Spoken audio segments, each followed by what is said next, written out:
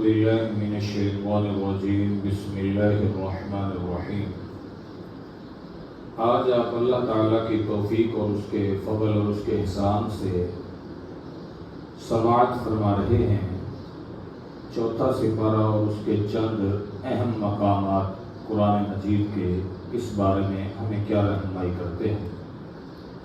اللہ تبارک و تعالیٰ کا فرمان ہے لن تنالوا البر حتى تنفقوا مما تحبون وما تنفقوا من شيء فإن الله به عليم۔ اللہ تعالیٰ فرماتا ہے ہرگز تمہیں نہیں ملے گی نیکی یہاں تک کہ وہ چیز خرچ کرو جسے تم خود اپنے لیے پسند کرتے ہو، اور جو تم خرچ کرتے ہو کچھ بھی پس بے شک اللہ تعالیٰ اس کو جاننے والا ہے۔ یہاں ایک بڑا بہترین اصول شریعت نے ہمیں رہنمائی دی ہے۔ نمبر ایک، پہلا اصول یہ ہے اللہ کے راستے میں آپ خرچ کریں۔ دوسرا اصول یہ ہے وہ چیز خرچ کرنی ہے جو آپ کو اپنے لیے پسند ہے۔ ایسا بھی نہیں ہو سکتا ہے کہ مثال کے طور پر آپ کیا کریں، اپنے بچوں کے لیے بہترین کپڑے پرچیز کریں، جب وہی کسی غریب کو یا اپنے ملازم کو یا کسی کو تحفہ دینے کی باری ہے تو بیکار کپڑا 500 کا 900 کا 1200 کا پکڑ کے سود دے دیا۔ اللہ تعالیٰ ایسی نیکی کو پسند نہیں کرتا۔ حتیٰ کہ آپ حیران ہوں گے، نبی علیہ الصلوۃ والسلام ایک مرتبہ تشریف لائے مسجد نبوی میں، غالباً صحیح حدیث ہے، تو آپ نے دیکھا کہ کسی نے کھجور رکھی ہوئی ہے اور وہ کھجوروں کے خوشے میں بیکار ردی کھجور ہے۔ آپ نے ایسے لاٹھی ایسے ماری، ایسے کھجوروں کو ٹھوکا دیا۔ پھر آپ نے فرمایا کہ یہ دینے والا کل قیامت کے دن کتنی ردی کھجوریں کھائے گا، یعنی جو دنیا میں یہاں دو گے قیامت والے دن وہی پاؤ گے۔ حتیٰ کہ نبی صلی اللہ علیہ وسلم کے پاس ایک صحابی آتا ہے اور آ کے کہتا ہے اللہ کے پیغمبر یہ ایک اونٹنی ہے اور یہ اونٹنی نکیل لگی ہوئی اللہ کے راستے میں آپ کو دینے آیا ہوں۔ آپ علیہ الصلوۃ والسلام نے فرمایا کل قیامت کے دن اللہ تجھے 700 نکیل والی اونٹنیاں جس کو نت یعنی نکیل لگی ہوگی اللہ عطا فرمائے۔ کیسی حیران کن بات ہے۔ اب اس آیت پر صحابہ اکرام نے کیسے عمل کیا؟ ابو طلحہ انصاری ہیں، بیروہا کے مقام پر سے بخاری میں ہے کہ ان کا ایک بڑا بہترین باغ تھا، گھنا باغ تھا، درختوں سے پھل سے بھرا لگا۔ حتیٰ کے بعد کہتے ہیں کہ اگر اس میں کوئی چڑیا داخل ہو جاتی تو وہ باہر نکلنے کے لیے راستہ ڈھونڈتی، اتنے گھنے درخت تھے۔ انہوں نے کہا کہ اللہ قرآن میں یہ فرماتا ہے کہ سب سے پسندیدہ چیز خرچ کرو، آپ گواہ ہو جائیں میں نے یہ سارا اللہ کے راستے پہ وقف کر دیا۔ وہ جو آپ سنتے ہیں غزوہ یعنی خیبر فتح نہیں ہو رہا تھا، امیر عمر رضی اللہ تعالی عنہ کو خیبر کے مال میں سے جو حصہ ملا فرمایا یہ اللہ کے لیے وقف ہے۔ یہ صحابہ اکرام کا دستور تھا۔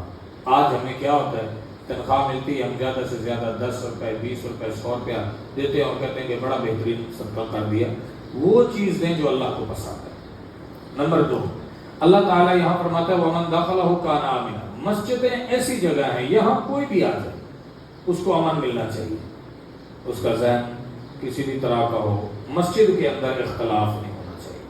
ہمیں افسوس کے ساتھ کہنا پڑتا ہے کہ مسجد کے اندر بھی کھینچا تانی اور معاملات اب وہ داخل ہو گئے ہیں جس طرح فیکٹری میں ہوتے تھے، تو اس وجہ سے مساجد کی وہ خیر و برکات ختم ہوتی جا رہی ہیں جو شروع زمانے میں ہوا کرتی تھی۔ اس کے بعد اللہ تبارک و تعالی نے اس کے اندر غزوہ احد کا تذکرہ فرمایا، جہاد کا تذکرہ فرمایا کثرت کے ساتھ۔ فرمایا وَإِذْ غَدَوْتَ مِنْ أَهْلِكَ تُبَوِّئُ الْمُؤْمِنِينَ مَقَاعِدَ لِلْقِتَالِ۔ غزوہ احد میں 70 اللہ آپ کا بھلا کرے کفار کے بندے قید ہوئے، 70 ان کے قتل کر دیے گئے، ٹھیک ہے جی۔ تو اللہ کے نبی علیہ الصلوۃ والسلام جنگ کر رہے تھے، صحابہ اکرام نے کہا ہم بڑے مضبوط ہیں، لیکن اللہ کے نبی صلی اللہ علیہ وسلم نے ایک صحابی کو کھڑا کیا تھا عبداللہ بن جبیر کو کہ وہ جو پہاڑ کے اوپر ایک راستہ ہے نا وہاں سے بھی کوئی انٹری کر سکتا ہے۔ ظاہری بات ہے کہ آپ اوپر ہوں گے اور اوپر آپ ہماری سپورٹ ہیں۔ آپ نے فرمایا تھا اگر کہ تم دیکھو کہ پرندے ہمیں نوچ رہے ہیں یعنی اوپر سے کوئی حملہ آور ہو گیا تو بھی آپ نے یہ جگہ نہیں چھوڑی۔ انہوں نے سمجھا جنگی پاسا پلٹی یہ ہے کہ جنگ جیت گئے ہیں، میدان ہمارے ہاتھ میں آ گیا، وہ جگہ چھوڑ دی۔ उस वक्त उन लोगों ने उसी जगह से पीछे ऐसे गए, पीछे घूम कर उस जगह से दोबारा हमला कर दिया मुसलमानों पर। अब भगदड़ मच गई, गोया कि एक तरह उस वाक़े का भी तज़किरा है कि जो नबी अलैहिस्सलाम कहते हैं आपको समझ आए ना आए वो बरहक है। इंसान उसको कह सकता है कि ये कैसे हो सकता है, बस जो शरीयत कहते हक है। जरूरी नहीं है कि आपकी अकल उसकी हिकमत को पाले या ना पाले। हालांकि आप देखेंगे फजर की नमाज है ना 2 रखते हैं, ठीक है जी, और जोहर की नमाज है 4 रखते हैं। अकल ये कहती है कि जोहर सुबह से लोग उठते हैं, जोहर तक थके होते हैं, मजदूरी कर रहे होते हैं, गर्मी की बड़ी तकड़ी होती है। जोहर की 2 रखते होनी चाहिए, फजर की 4 होनी चाहिए। ठंडा मौसम है, सर्दी हो तो अपना लोगों ने लिबास अच्छा पहन रखा होता है, सर्दी से बचते हैं। गर्मी इस टाइम होती नहीं, और अगर ये माहौल हो तो लोगों को तकलीफ भी नहीं होती, सो चुके होते हैं, तो इस टाइम 4 होनी चाहिए। लेकिन शरीयत का अपना एक मतलूब है, शरीयत कहती है कि ऐसा नहीं होगा। उसके बाद अल्लाह तबारक व तआला ने तज़किरा फरमाया इस बारे के अंदर कि अल्लाह ताला ने कुरान मजीद के अंदर बहुत कम ऐसे मकाम हैं जिन मकाम को रब्बुल आलमीन ने बतौर एहसान खास के गिनवाया कि मेरे बंदो मेरा तुम पर यही नाम। उनमें से एक ऐसा एहसान जिसको आप सुन के आपका दिल खुश हो जाएगा, ईमानदार ता क़यामत इसके ऊपर फख्र करते हैं, वो ये है। अल्लाह फरमाता है लक़द मन्नल्लाहु अलल मुमिनीना इज़ बअथ फ़ीहिम रसूला मिन अनफुसिहिम यतलू अलैहिम आयातिही व युज़क्कीहिम व युअल्लिमुहुमुल किताब वल हिकमा। अल्लाह फरमाता है कि बहुत बड़ा अल्लाह ने एहसान किया मोमिनों पर जब अल्लाह ने उन्हीं में से एक बंदे को उनकी तरफ नबी बना के भेज दिया। अल्लाह का बहुत बड़ा एहसान है कि अल्लाह पाक ने मुझ गुनहगार और आपको उम्मत मुहम्मदिया सल्लल्लाहु अलैहि वसल्लम का फर्द बनाया। ये बहुत बड़ा एहसान, बहुत बड़ा एहसान, बहुत बड़ा एहसान। ये अल्लाह का बड़ा फजल है। कितने ऐसे लोग हैं, आपने कितने ऐसे लोग हैं ऐसे भी आप समझे बदनसीब थे, नबी अलैहिस्सलातु वस्सलाम को देखा, आपके साथ रहे, कुछ देर के लिए ईमान लाए, फिर गए। हत्ता कि ऐसे भी थे जिन्होंने नबी सल्लल्लाहु अलैहि वसल्लम के साथ किताबत की, यानी कातिब बन गए, फिर मुर्तद हो गए और लोगों को कहने लगे कि हजरत जो हम नबी सल्लल्लाहु अलैहि वसल्लम के सामने बैठकर लिखा करते थे, अल्लाह या तो बिल्ला वो नबी सल्लल्लाहु अलैहि वसल्लम तो पढ़े लिखे ही नहीं है, जो हम कहते थे ना हम पढ़ाते थे वो ये लिखवाते थे। अल्लाह के नबी सल्लल्लाहु अलैहि वसल्लम पर झूठा इल्जाम भी लगा दिया। ठीक है, अब नबी अलैहिस्सलाम ने दुआ दी, आपने फरमाया लन तक़बल अर्द, ये जब बंदा फौत होगा ना अल्लाह की ज़मीन भी इसको बदबख्त को कबूल नहीं करेगी। अब वो फौत हो गया, उसको ज़मीन में दबाया उन लोगों ने, अगले दिन आए ज़मीन में बाहर लाश दे मारी, कहने लगे ये असहाब मोहम्मद सल्लल्लाहु अलैहि वसल्लम रिज़वानुल्लाहि अलैहिम अजमईन, ये सहाबा इकराम का काम है क्योंकि वो इनके दीन से हट गए थे, उन्होंने हमारी कब्र कुशाई की। दूसरे दिन दोबारा गड़ा खोदा ज्यादा गहरा, कब्र को और अंदर ले गए, जमीन ने फिर निकाल दी, तीसरे दिन फिर ले गए, हत्ता कि उसकी लाश वैसे पड़ी रही।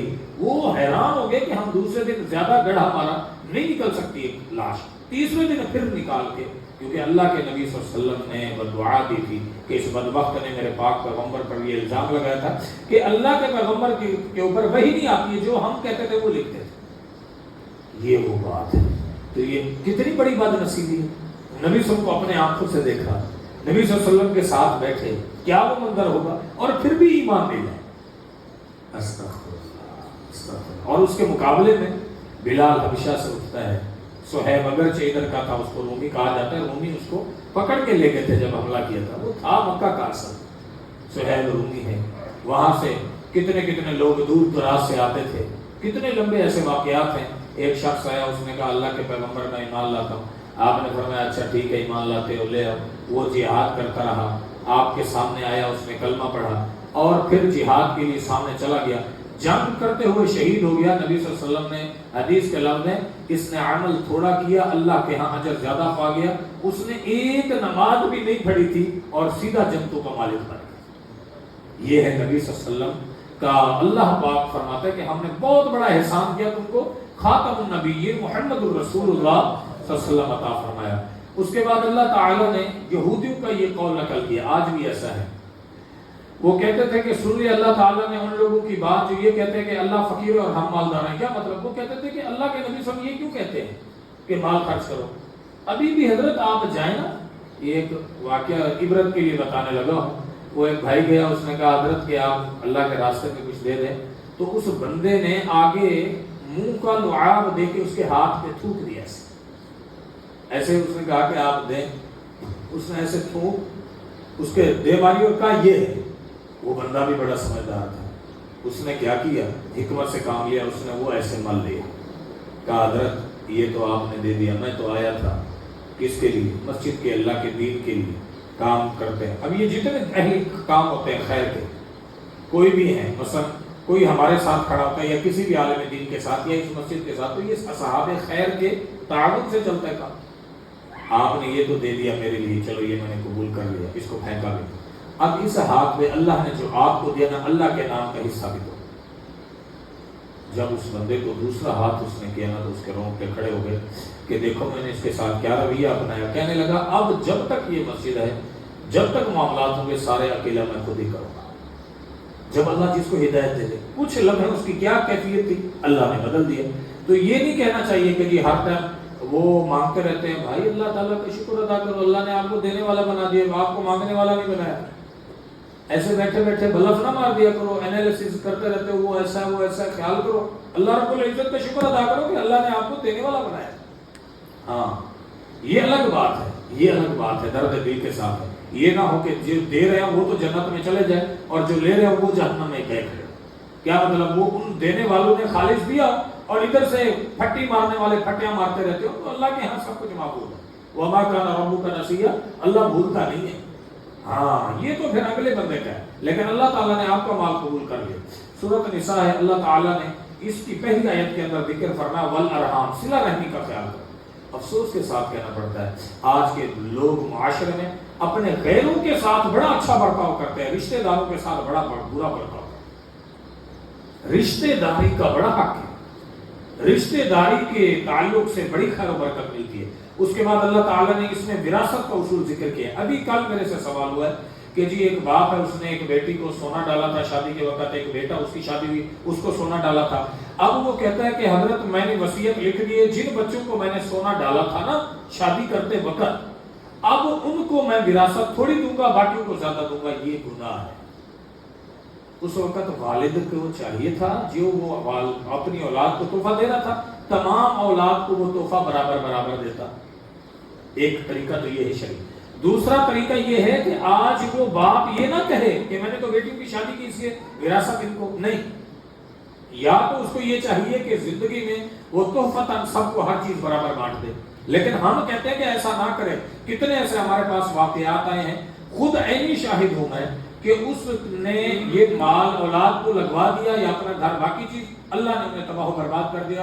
کس وجہ سے کہ ان کی اولاد ہی نے ان کو گھر سے نکال دیا. ملتان گھنٹہ گھر کے اندر میں کھڑا تھا, شدید گرمی تھی, ایک بڑھیا عورت, آپ یقین جانیں اس کے ان جگہوں پر سفید سفید چھوٹے بال تھے, لاٹھی پر چل رہی تھی. اس کی حالت کوئی دیکھ نہیں سکتا تھا اور روزے کی حالت میں تھا. میں نے اس کو کہا کہ اماں آپ کہاں جانا چاہتی ہو, بیچاری پسینے سے شرابور گزر رہی. تو اس نے کہا میں نے نشتر ہسپتال جانا. میں نے ساتھ ریڈی والے کو کہا کہ حضرت ایسا کریں, کوئی ادھر سے رکشا, کوئی بس جاتی ہے جو اس اماں کو ادھر چھوڑا ہے. اس نے کہا ادھر سے سیدھی, ادھر کوئی نہیں جاتی, اگر آپ نے نیکی کرنی ہے آپ ہی لے جاؤ. اچھا میں نے اماں کو کہا اماں ٹھیک ہے. میں ایک بندے کا انتظار کر رہا تھا, میں نے کہا اس کو فون پہ رابطہ کر لیں گے, اس کو کہا تھوڑا ویٹ کرو میں آ رہا ہوں. میں اماں کو جب ہسپتال کے انٹر کے اندر اتارنے لگا, میں نے کہا اماں آپ کہاں سے ہیں؟ اس نے کہا بیٹا, میں نے کہا اماں آپ کا کوئی نہیں ہے بیٹا بھائی؟ کہتے کچھ بھی نہیں. میں نے کہا کوئی بھی رشتے دار نہیں؟ کہتے نہیں. میں نے کہا کوئی تو ہوگا. کہتے ہاں بیٹا ایک بھانجا تھا, وہ یتیم تھا, اس کو میں نے پالا, اس کی میں نے پڑھایا, اس کی میں نے شادی کی. جب میں بیمار ہوئی تو اس نے کہا مامی تو جانے لگی ہے, یہ مکان تو کسی کے نام کروا ورنہ مجھے پھر نکال دیں گے. کہتی ہے میں نے اس کے نام پر وہ پلاٹ, وہ مکان, ہر چیز لگا دی. اب اسی کی بیوی اور اس نے مل کے مجھے گھر سے باہر نکال دیا, میں دھکے کھاتی پھرتی. ایسے ظلم بھی ہیں. تو شریعت جو کہتی ہے نا آپ نے وراثت کیا کرنی ہے, زندگی میں نہیں تقسیم کرنی, ورنہ آپ کو ساری زندگی اولاد بوجھ ہی سمجھے گی. آپ اپنے پاس رکھیں وراثت. اب اس باپ کو چاہیے, جس کا سوال میں دوہرا دیتا ہوں, وہ اپنے بیٹوں کو کہے کہ بیٹا میرے کو اس وقت جو توفیق تھی میں نے وہ کام کیا, لیکن اب میری قبر ٹھنڈی کرو, جو تم مجھے معاف کرو. اب وراثت کو میرے مرنے کے بعد ان اصولوں پر تقسیم کرو جو شریعت اصول دیتی ہے, تب جا کے اس کی جان چھپے گی. وہ کیسے ہے؟ وہ ایسے ہے کہ بھی اگر 2 لاکھ ہیں, ایک لڑکا ایک لڑکی ہے, تو کیا اصول ہوگا؟ شریعت نے उसूल दे दिया कि भी लड़के को डबल हिस्सा मिलेगा, मसलन लड़के को 1 लाख तो लड़की को 50,000। फिर आगे पूरा इस रुकू के अंदर विरासत के हकाम जिक्र है, और इसमें हमें आगे अल्लाह ताला ने फरमाया कि हराम है तुम्हारे ऊपर रिश्ता निकाह कौन सा, तुम्हारी माँ का, तुम्हारी बेटी, तुम्हारी बहनें, तुम्हारी फूफियाँ, तुम्हारी खालाएं, तुम्हारी भांजी, तुम्हारी भतीजी, और वो औरतें जिनको तुमने दूध पिलाया, जिनका दूध तुमने पिया है। अब यहाँ एक बात नोट करें कि ये दूध पिलाने में एक छोटा सा मसला है, फर्क बता रहा हूँ, बड़ी तवज्जो से सुने वरना बात भूल जाएंगे।